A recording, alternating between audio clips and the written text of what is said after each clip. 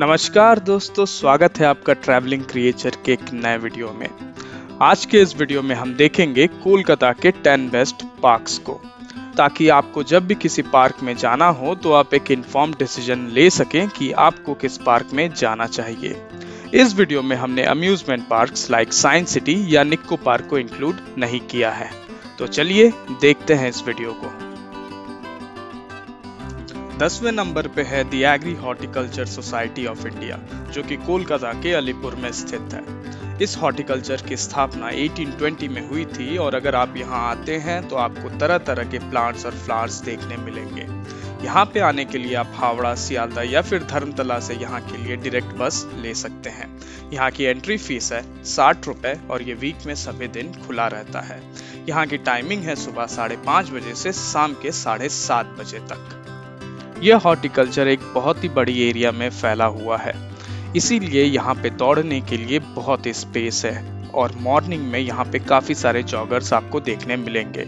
यहाँ पे एक ओपन एयर जिम भी है जो भी सुबह में काफी व्यस्त रहता है और बहुत ही लोग यहाँ पे एक्सरसाइज करते हैं। 9वें नंबर पे हमारे लिस्ट में है इलियट पार्क, जो कि कोलकाता के मैदान एरिया में स्थित है। इसकी स्थापना 2004 में टाटा स्टील द्वारा की गई थी और इसे फिलहाल कोलकाता म्युनिसिपल कॉरपोरेशन द्वारा मेंटेन किया जाता है, इसीलिए यहाँ पे एंट्री करने के लिए आपको कोई भी फीस नहीं देनी पड़ती है। ये वीक में सभी दिन खुला रहता है और यहाँ की टाइमिंग है सुबह 5 बजे से सुबह 10 बजे तक और दोपहर 1 बजे से दोपहर 4 बजे तक। अगर आप यहाँ आना चाहें तो आप मैदान मेट्रो स्टेशन आ सकते हैं और वहां से चल के आप बड़ी आसानी से इस पार्क में पहुंच सकते हैं। 8वें नंबर पे हमारे लिस्ट में है रविंद्र सरोवर, जिसे हम ढाकुरिया लेक के नाम से भी जानते हैं। यह कोलकाता का सबसे बड़ा आर्टिफिशियल लेक है और अगर आप यहाँ आना चाहें तो आप रविंद्र सरोवर मेट्रो स्टेशन आ सकते हैं और वहां से कुछ मिनट वॉक करके आप बड़ी आसानी से यहाँ पहुंच सकते हैं। अगर आप बस से आना चाहें तो आपको हावड़ा या सियालदा से यहाँ के लिए डायरेक्ट बसेस मिल जाएंगी। अगर आप ट्रेन से आते हैं तो टॉलीगंज रेलवे स्टेशन से उतर के आप 2 से 3 मिनट वॉक करके आप यहाँ बड़ी आसानी से पहुंच सकते हैं।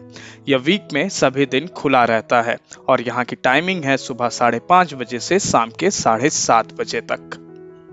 मॉर्निंग में यहाँ पे आपको कुछ जॉगर्स देखने मिलेंगे और अगर आप शाम को आते हैं तो यहाँ पे आपको फ्रेंड्स ग्रुप गाना गाते बजाते हुए आपको मिलेंगे।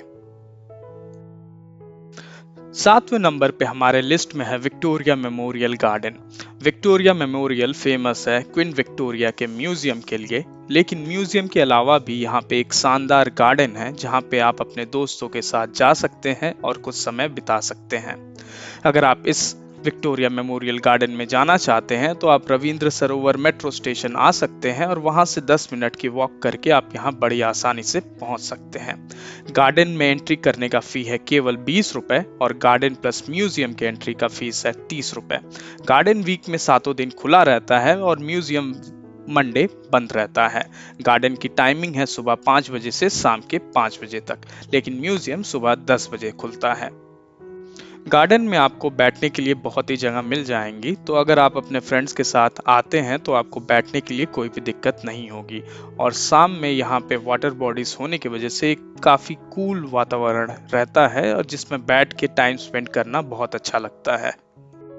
6ठे नंबर पे हमारे लिस्ट में है Eden gardens park. Eden garden का नाम सुनते ही हमें क्रिकेट स्टेडियम की याद आ जाती है, लेकिन यह पार्क उससे भी पहले स्टैब्लिश हुआ था।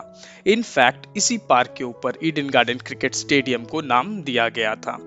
इसकी स्टैब्लिशमेंट 1842 में हुई थी और ये धर्मतला में स्थित है। अगर आप यहाँ आना चाहें तो आप धर्मतला आने वाली या बाबूघाट आने वाली कोई भी बसेस पकड़ सकते हैं। यहाँ के सबसे नजदीकी मेट्रो स्टेशन है धर्मतला मेट्रो स्टेशन और वहां से भी आप यहाँ बड़ी आसानी से आ सकते हैं। यहाँ का सबसे मेन अट्रैक्शन पॉइंट है बर्मीज पगोड़ा, जिसे आप अभी स्क्रीन पे देख पा रहे हैं। यहाँ की एंट्री फीस है केवल 20 रुपए और ये वीक में सभी दिन खुला रहता है। यहाँ की टाइमिंग है सुबह 11 बजे से शाम के 5 बजे तक और अगर आप यहाँ आते हैं तो यहाँ से आप ईडन गार्डन क्रिकेट स्टेडियम का नजारा भी देख पाएंगे। 5वें नंबर पे हमारे लिस्ट में है प्रिंसेप घाट। यह एक घाट है जिसे 1841 में ब्रिटिश राज के दौरान बनाया गया था। यह फेमस है एक पैलेडियन पोर्च के लिए, जिसे जेम्स प्रिंसेप के मेमोरी में 1843 में बनाया गया था। अगर आप प्रिंसेप घाट आना चाहें तो आप दमदम से ट्रेन पकड़ के यहाँ आ सकते हैं या फिर हावड़ा या सियालदह से बस लेके यहाँ आ सकते हैं।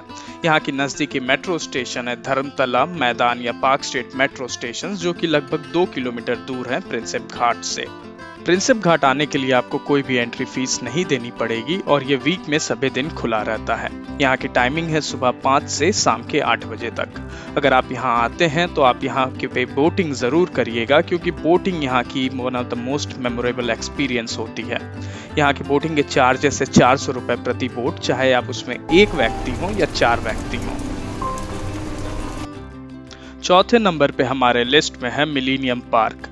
मिलीनियम पार्क कोलकाता के बीबीडी बाग के स्ट्रैंड रोड पे स्थित है और इसकी स्थापना 1999 में हुई थी। ये 2.5 किलोमीटर की एरिया में फैला हुआ है और अगर आप यहाँ आना चाहें तो आप बीबीडी बाग आने वाली किसी भी बस को पकड़ सकते हैं और यहाँ बड़ी आसानी से आ सकते हैं।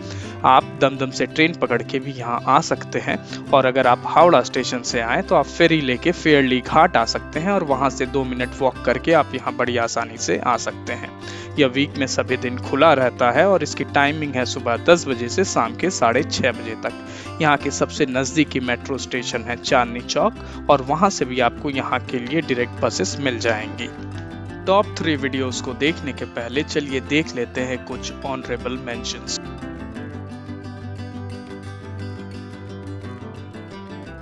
हमारे लिस्ट में तीसरे नंबर पे है इंडियन बोटैनिकल गार्डन।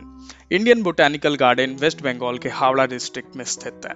टेक्निकली ये कोलकाता से बाहर है, लेकिन कोलकाता के काफी नजदीकी स्थित होने की वजह से हमने इसे इस लिस्ट में इंक्लूड कर लिया है। अगर आप यहाँ आना चाहें तो आप हावड़ा स्टेशन आ सकते हैं और वहां से बस पकड़ के आप बड़ी आसानी से इस बोटैनिकल गार्डन में पहुंच सकते हैं। यह मंडे को बंद रहता है, लेकिन मंडे के अलावा बाकी 6 दिन यह खुला रहता है। इसकी एंट्री फीस है केवल 10 रुपए और यहाँ की टाइमिंग है सुबह 10 बजे से शाम के 5 बजे तक। इसे आचार्य Jagdish Chandra Bose Indian botanic garden के नाम से भी जाना जाता है। इसकी स्टैब्लिशमेंट हुई थी 1787 में और यह फेमस है द ग्रेट बनियान ट्री के लिए। दूसरे नंबर पे हमारे लिस्ट में है सेंट्रल पार्क, जिसे हम बनाबिटान बायोडाइवर्सिटी पार्क के नाम से भी जानते हैं। यह कोलकाता के सॉल्ट लेक में स्थित है और यह कोलकाता का दूसरा सबसे बड़ा पार्क है। अगर आप यहाँ आना चाहें तो आप सियालदह से मेट्रो लेकर सेंट्रल पार्क उतर सकते हैं और वहां से आप 5 मिनट वॉक करके यहाँ आ सकते हैं। अगर आप चाहें तो आप विधान नगर आके वहां से बस या ऑटो लेके भी यहाँ पे बड़ी आसानी से आ सकते हैं। आप अगर करुणामयी आ जाते हैं बस से तो वहां से भी आप चल के बड़ी आसानी से यहाँ पहुंच सकते हैं। यह वीक में 7 दिन खुला रहता है और इसकी टाइमिंग है सुबह 10 बजे से शाम के 5 बजे तक। इसकी एंट्री फीस है 50 रुपए प्रति व्यक्ति। और पहले नंबर पे हमारे लिस्ट में है इको पार्क। इको पार्क एक अर्बन पार्क है जो कि कोलकाता के न्यू टाउन एरिया में स्थित है। ये 480 एकड़ की एरिया में फैला हुआ है और ये भारत का सबसे बड़ा अर्बन पार्क है। इसकी ओपनिंग 2011 में की गई थी और इस पार्क के अंदर आपको तरह तरह के एक्टिविटीज करने मिलेंगे, जिसमें इंक्लूडेड है boating, rowing, duo cycling, single cycling, speed boating, bird watching, gun shooting, kayaking, zorbing. यहाँ पे आप टॉय ट्रेन पे बैठ के पूरा इको पार्क भी घूम सकते हैं, क्योंकि ये एक बहुत बड़ा एरिया है, इसे घूमने में बहुत समय लगेगा, लेकिन टॉय ट्रेन पे बैठ के आप बड़ी आसानी से इसे घूम सकते हैं। यहाँ पे 7 वंडर्स ऑफ द वर्ल्ड का मिनी रेप्लिका भी बनाया गया है, तो उसे भी आप देख सकते हैं। यह भी देखने में बहुत ही सुंदर और बहुत ही आकर्षणीय लगता है। इको पार्क वीक में 7 दिन खुला रहता है और इसकी एंट्री फीस है केवल 30 रुपए, लेकिन अंदर अलग अलग सभी एक्टिविटीज के आपको अलग अलग टिकट लेने पड़ेंगे। वीडियो के अंत में मैं एक डिस्क्लेमर दे देना चाहता हूं कि ये जो भी ओपिनियन थी ये मेरी खुद की थी। हो सकता है आपकी ओपिनियन कुछ अलग हो, और अगर आपको लगता है कि इस लिस्ट में कोई और भी पार्क्स इंक्लूड होने चाहिए थे तो आप उन्हें कृपया कमेंट करके ज़रूर बताएं, ताकि मैं उन्हें भी विजिट करके आऊं और फ्यूचर में इस लिस्ट को अपडेट कर पाऊं। यह वीडियो देखने के लिए धन्यवाद।